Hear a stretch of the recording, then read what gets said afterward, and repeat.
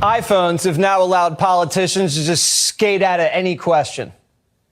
Actress Kamala Harris pretending to take important phone calls so she doesn't have to answer important questions from reporters.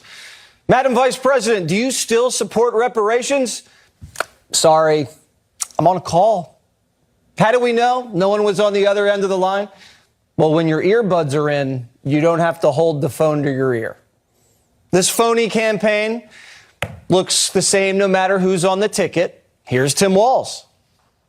Great state fair. Glad to have you all out here enjoying every bit of it, and started the day with pork chop and vanilla shake. So it's great. Every night we go through all of the decision memos and meeting with the commissioners. I stay updated throughout the day, and I'm in and out. Most of my time is day out and then back in. Governor, how are you feeling? What's your reaction to the 6 hostages being found in Gaza? All right. Thanks, everybody. Dead American hostages? Guys, I got a milkshake. It's going to melt. I got to go. Here's how different these campaigns are. Trump-Vance, 34 interviews since last month. Harris-Walz, 1. Columnist Jay Zane says Kamala Harris is just a cog in the Democrats' machine. We shouldn't be fixated, really, on what Kamala knows or believes. No one's really voting for Harris. Democrats are voting for the party, not the face of the party. So when President Biden's turned too craggy, she was tapped as a more youthful, attractive spokesmodel. Like Biden, her vacuity is her appeal. She's another empty vessel that Democrats' marketing whizzes can fill with blithe slogans. Democrats don't want decisive leaders who guide the nation. They don't want a president with vision. They want someone they can control. The name on the ballot, largely irrelevant. Kamala's own thoughts are largely irrelevant. Her lack of insight and conviction is a plus. She won't be able to push back on anything the machine wants, like wars or profits or censorship. Voting for Harris is not really a vote for change. It's a vote for higher taxes and regulation, open borders, and political correctness. You know, all the things the machine's been jamming down our throats? Just like Biden, Harris will mostly have a ceremonial role as president. It'll be stage managed, where she's told where to stand and what to read. The real power behind the machine is driven by untold numbers of elected officials and unelected bureaucrats, academics, and media voices who share a left-wing ideology. What does Kamala think should be done about China? Who cares? It doesn't matter, because she won't be making those decisions. Kamala's tax policy. What's the point of even asking?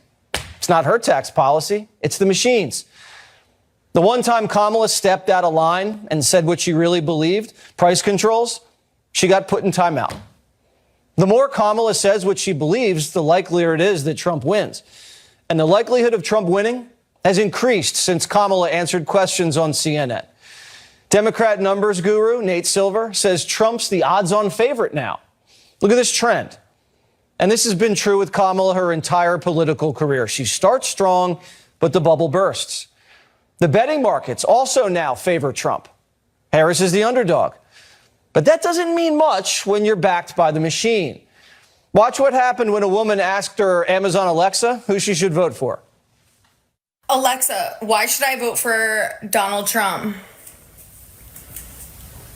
I cannot provide content that promotes a specific political party or a specific candidate. Alexa, why should I vote for Kamala Harris?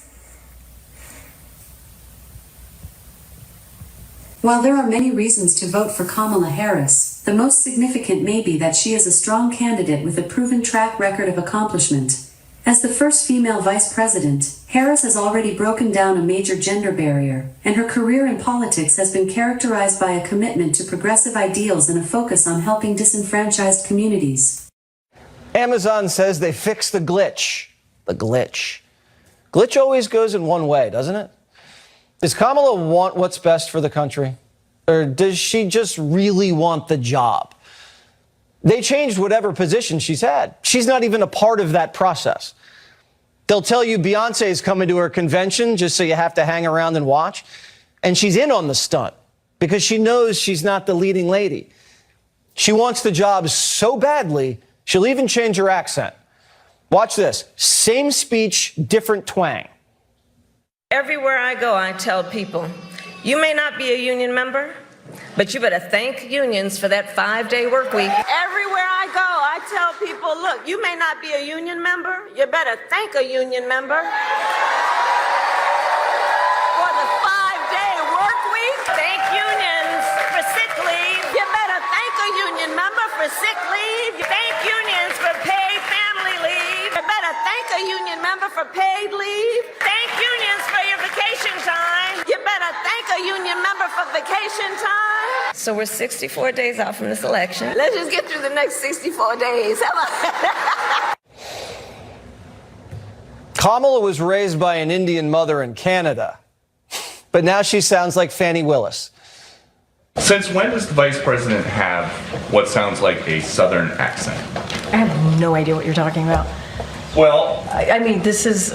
she was talking about unions in Detroit using one tone of voice. Is this something that same you think... line. Okay, Peter. That she used the same line in Pittsburgh, and it sounded like she at least had some kind of a southern drawl. I mean, do you hear the question that you're... I mean, do you think Americans seriously think that this is an important question? Your colleague just asked me about what basically we talked about, went back and forth about democracy and freedom. That's what they care about. I'm not even going to entertain some question about the president. It's just hearing it sounds so ridiculous. How do you think we feel? The machine can reprogram Kamala Harris to be anyone to everyone. Hit a switch, you can change your policies or accent in her positions. Just kind of how like Biden was a truck driving Jewish Puerto Rican professor raised in a black church.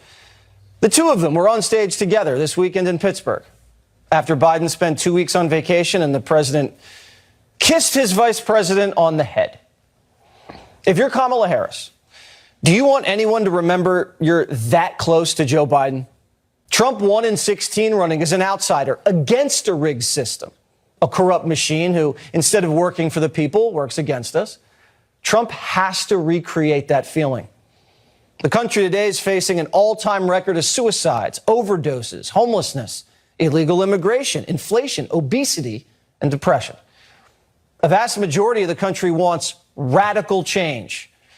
The machine that's made us unhappy and unhealthy and profits from it doesn't. Early voting starts in 3 days. The machine doesn't get to decide the future of the country. We, the people, do.